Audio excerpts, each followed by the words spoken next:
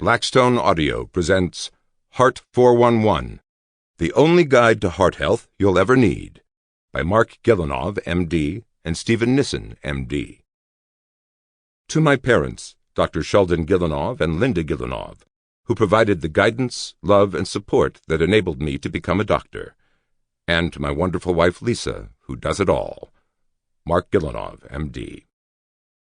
To my colleagues in the Department of Cardiovascular Medicine at the Cleveland Clinic, from whom I have learned so much about the science and art of medicine. Steven Nissen, M.D. Section 1. Heart Health and Disease, the basics that you must know. Chapter 1. Saving Your Life. Why me?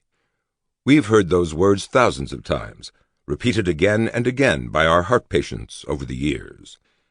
Lying in the hospital bed, staring at the white ceiling of his cubicle in the Cleveland Clinic Coronary Care Unit, the 48-year-old man didn't have time for a heart attack.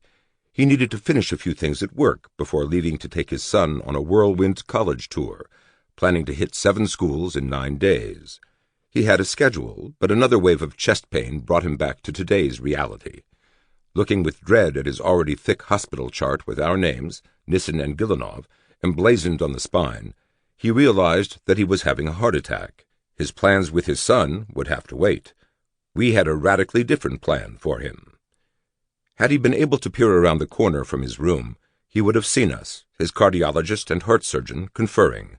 The Coronary Care Unit, CCU, is where we meet. 20 feet from the bedside, we studied a computer screen that displayed images of the patient's coronary arteries.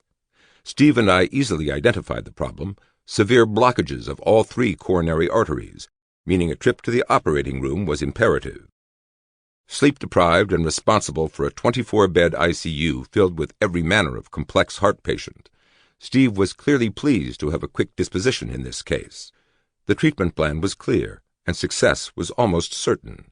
He could move on to the next bed, which served as a temporary home to yet another patient with a life-threatening cardiac condition. Meanwhile, I needed to figure out how to fit another surgery into an already full OR schedule. Making my way past the busy nurses, technicians, and doctors, I called the operating room and told them to cancel a scheduled elective surgery to make room for the emergency. The nurses had an OR ready, and the anesthesia team would be down to pick him up in 15 minutes. The bypass surgery went well, and our patient was discharged from the hospital in 6 days with a good prognosis. We never learned what happened with his son's college trip. By the time the 48-year-old heart attack... Sample complete. Ready to continue?